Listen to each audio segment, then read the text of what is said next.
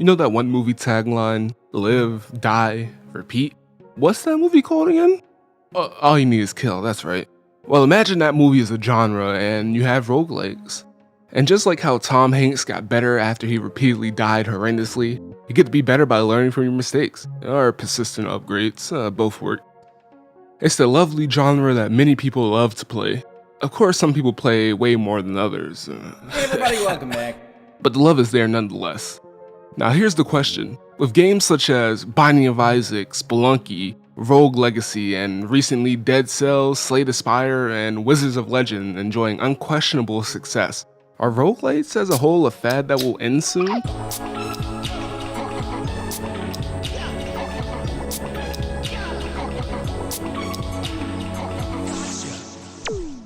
Well, first, where did roguelikes even come from? Why is it even called that? And that's an easy one. In 1980, this little game called Rogue was released, or Rogue Exploring the Dungeons of Doom, but literally no one calls it that. It introduced the feel of D&D into video games, especially with the idea of permadeath, which was a new thing in the gaming world. It added a whole new layer of strategy to everything. You had to truly think about what you were doing, because a couple of bad moves would put you out on the streets with a character lost in ether. And who wants that really? Especially if it was a character that has some good stat spreads and you actually got pretty far into the game. Plus, it encouraged you to try again. Use your newfound knowledge to try and do what your previous character couldn't do. Of course, Rogue was the first dungeon crawler to have procedural generation in it, and if you live in 2018, you're probably sick of hearing those words. Every time you played the game, nothing would truly be the same compared to the last run, and that was to further promote the idea of learning from previous runs, in my opinion. You can't just brute force the game in a sense, because the layout of the map wouldn't be the same. So the only thing that can carry over is how you handle situations and general strategies. These things, along with it being made with 4.2 BSD, which hopefully someone way smarter than me can explain why that's such a big deal, inspired other programmers to go out and make their own rogue games, roguelike games if you will, that had variations to the formula. And it just kept expanding and expanding until boom, here we are. Now we have more roguelikes than you can sneeze at, and that's a good thing. Shit, even those mystery dungeon games are basically roguelike games. We're at a point where there's a whole other subgenre called roguelites if you want to get pedantic. Like, I could totally see getting a little flack for calling Mystery Dungeon a roguelike. I don't really make a distinction, but I would also possibly get made fun of, so, take what I say with a grain of salt. So now you've got an idea of where roguelikes came from, but why did they get so popular, or why do people even like playing it? I think I have a couple ideas. Well, first of all, let me talk about the permadeath. Normally in other games, the idea of your character being deleted permanently can scare off some people, especially casual players, because what's the point if you're just going to lose all the progress you made? Well, roguelikes skirt around this in a couple of ways. Sure, the game is hard, but it's also relatively short. It gives the player a just one more time feel to it. Even if your character dies in a less than favorable way, there's never a sense that too much time had been committed to that character, which makes it easier to let them go, like a monk and their previous works of art. Plus, if a game is shorter, it's easier to get a feel of how much you're progressing as a player. The farther you get, the better you're getting. It's almost instant gratification in a sense, because if you keep playing over and over in a shorter game, you get more runs in, get an idea of where you made it to last time, and if you're getting past it or not. For example, Binding of Isaac has a timer, a score, and sets of levels. So if at first you weren't making it past the basement and made it all the way to Shoal or some shit, you know you're getting better at Isaac. The other way roguelikes tend to skirt around the permadeath version is through persistent upgrades, everyone's favorite.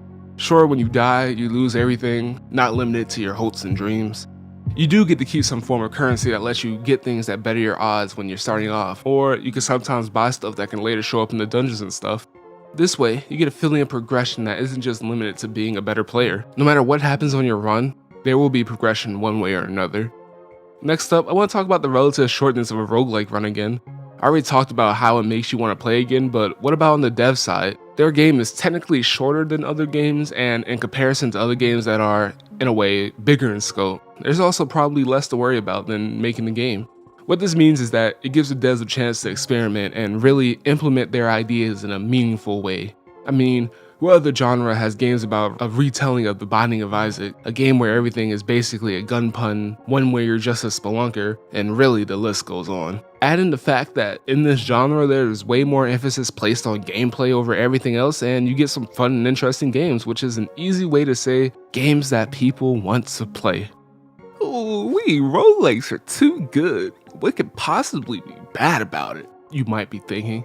Well, my lovely viewer, I've thought of some possible reasons why roguelikes have some problems, and trust me, I've thought not at all about this, and it's backed by nothing. The biggest one I could think of is that while the shortness of the games make it highly replayable, it can also make it pretty repetitive if you're not immediately buying into the game.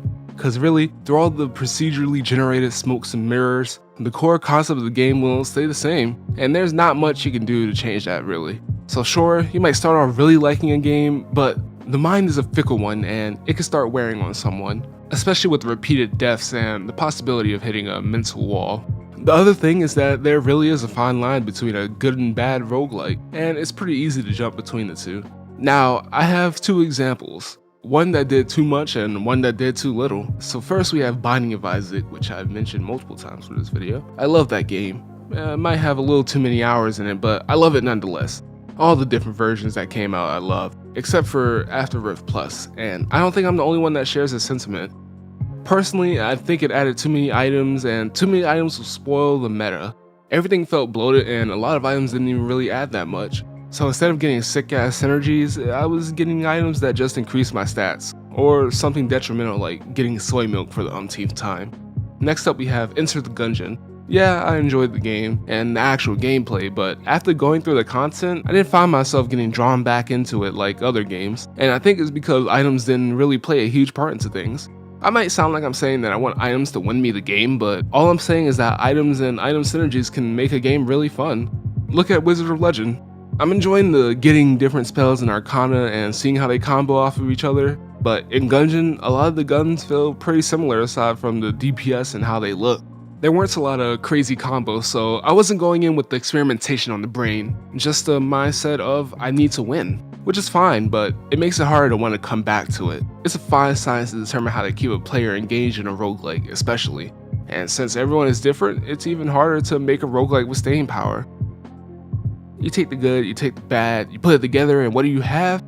An opinion, yay. So drum roll please. It's definitely not a fad, especially the way things are going right now. Look at the Wizard of Legend, pretty popular game right out of the bat. Look at Slay the Spire, and I really could go on.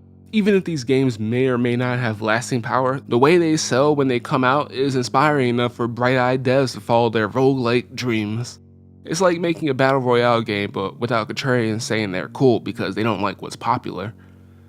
Stay tuned for our next video where I describe in detail why battle royale games are trash.